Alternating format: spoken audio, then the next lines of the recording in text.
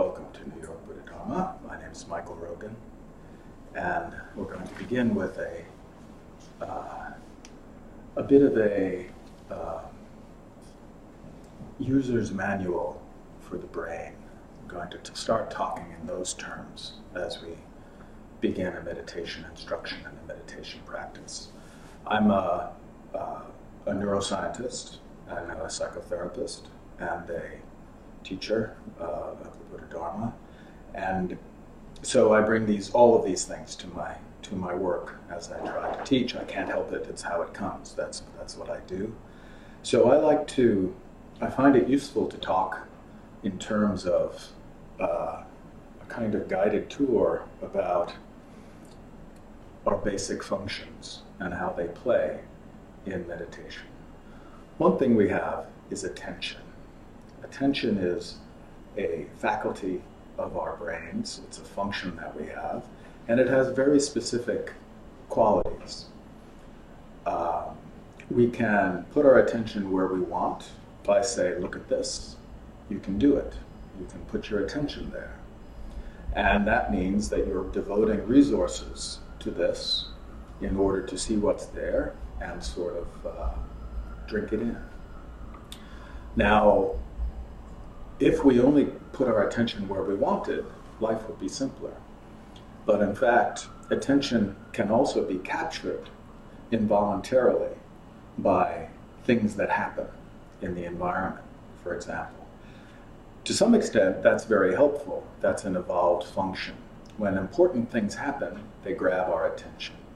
If we heard a loud noise in the hallway, that would capture our attention. We wouldn't have a choice about that. We would just be attending to that all of a sudden because it is a potential for trouble. It's something that's unusual, and it captures our attention. Once it's captured our attention, we can then put our attention back where we want it to be and have that freedom for the most part. One of the things that is complicated about humans and our experience is that lots of things in our minds can seem important enough to capture our attention, but they may not actually deserve that importance. We may think of a memory of the past, something we regret, and it captures our attention when it comes up. And then we're sort of stuck on it, just like it was some kind of urgent, important thing that has appeared again in the mind, like an explosion or something like that. And once it captures our attention, we're sort of stuck with that for a while. And part of the nature of our neurotic life is that we can spend our days, hour by hour, with our attention being captured by one thing after another, one thing that seems important, but that isn't necessarily deserve our attention. But that importance is actually a calculation that our brains do. We've had experience about life. We assign emotional value to things as in terms of how important they are to us. For example, say you are having trouble with your landlord and you need to go to court in the morning. Now, that's really important, actually. It's something that needs to be attended to. But it doesn't help you to have your attention captured by that at 3 in the morning before the court date. It's better that you sleep, and then you wake and you're ready. But we don't have that. We're not so finely tuned that we're able to really make these assert control over our emotional calculations. And when I use the word important, there's a way that really can define emotion as a process of the brain. Most of my research that I've done has been in emotion. And a shorthand way of referring to emotion is it's a way of calculating the importance of things. Important to me, important to the people who I identify with, to my surroundings, to the people who I consider part of my group. Those are the things that have emotional weight, that they're good, they're bad, they're dangerous, they're safe, they're things I want, things I don't want. All of those things are emotional calculations we make, and then we can experience that emotional charge on things, and our attention and therefore our experience can get driven around by how these important things arise in our mind and arise in the environment. Like, say there was something on the table there. There are a few things on the table there, but if something there looked like something your grandmother had, and you saw it at the corner of your eye and you noticed it, and then all of a sudden it would grab your attention, and it would be like, oh, and then a whole cascade of memory and thoughts would happen, and emotions would happen.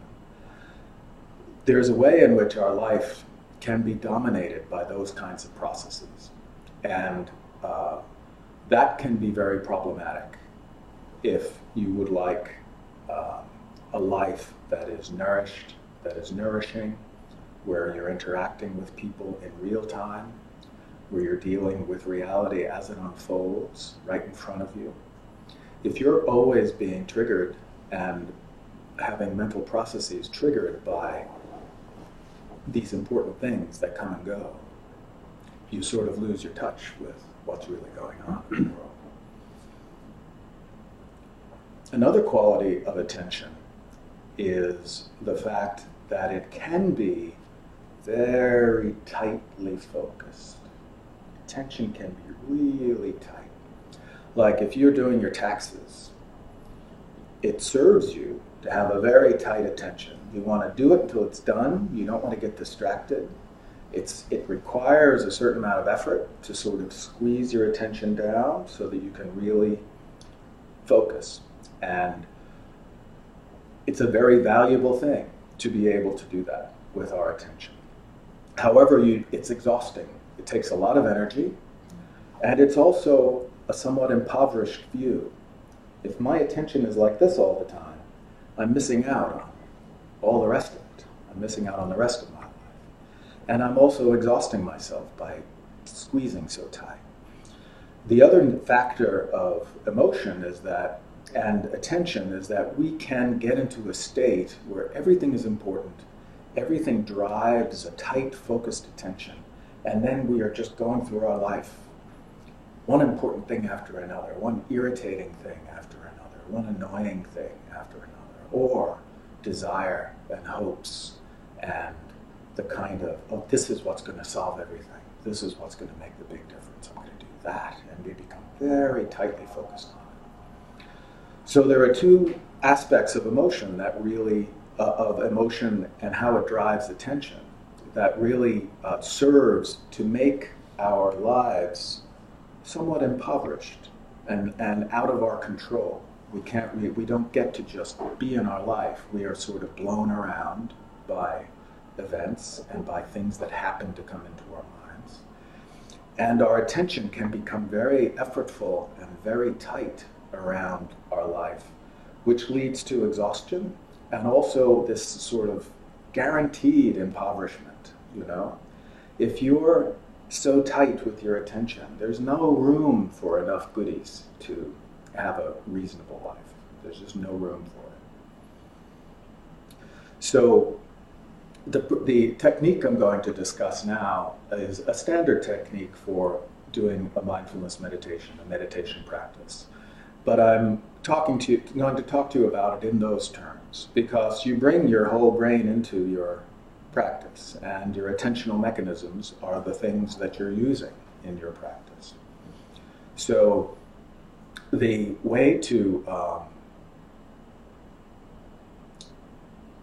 a typical instruction is to feel the sensation of the breath, right? You feel the sensation in the nose, in the throat, in the movement of the chest and the abdomen. And it's important that it be sensation.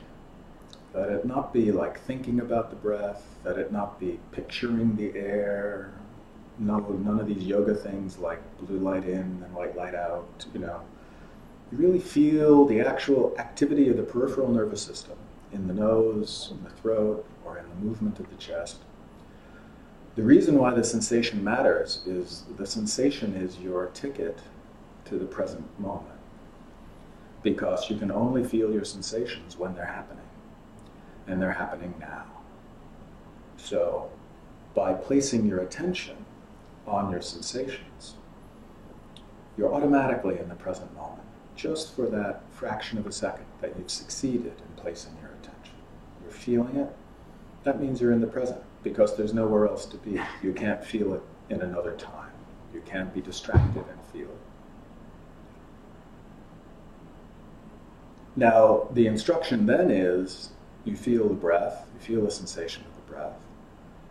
And if you notice that you've begun thinking, that your attention has been captured by a thought, a memory, a plan, as soon as you notice that, you place your attention back on the breath. Now, so here's a process of placement, which is a classical way of referring to this technique. It's a placement of attention, placing your mind on the breath. And then recognizing that your attention gets captured against your will. No matter what you do, no matter what you want, it will get captured at some point by something important enough to capture it, you know? And which in fact may be sort of trivial for the most part, but that's unfortunately how our brains work. It could be trivial, but still occupy us and take us away from our practice. Now, the fact that only important things can take your attention is a useful information about how tight your attention is. Because guaranteed, if you're practicing and then you notice you're thinking, your attention is tight on that thought. And you know it is because that thought was important enough to disrupt your attention, disrupt your placement of attention. So something arose in the mind that was important, and so your attention is tight. And you're thinking, and then you notice that you're thinking.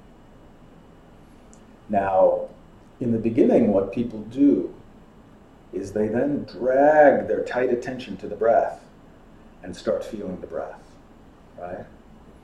And that's fine, that's what people do. It can be hard to know what the other options are. But instead, what the instruction is, in more detail, is you notice that you're thinking, and then you relax the attention, and the breath is there. The breath is there. You don't have to point your attention at the breath. You just have to loosen your attention so that it's not so tight. And then the breath is there, the body is there, you're in the chair. The thought may still be having its little activity, you know. You don't have to shut the thought down. You don't have to choose between the thought and the breath. You just want to loosen the grip, which is actually an effortful thing. So this is about resting. You rest, and then you have room for the breath to be there, and then you just feel the breath. So that's the instruction, and now I'm going to ask you to forget all that and just follow the instruction in a straightforward way, and we'll practice for about 15 minutes. And so first I just want to make sure I feel my weight in the chair, on the cushion. Let my weight fall. Let the head balance slightly. I feel the sensation of the breath in my nose or in my throat. I don't need to hold a position. I just want to find a position and then let my weight drop. Let the weight drop. And if I notice that I'm thinking, I just feel the breath right away. The breath is always happening, and I can always feel it.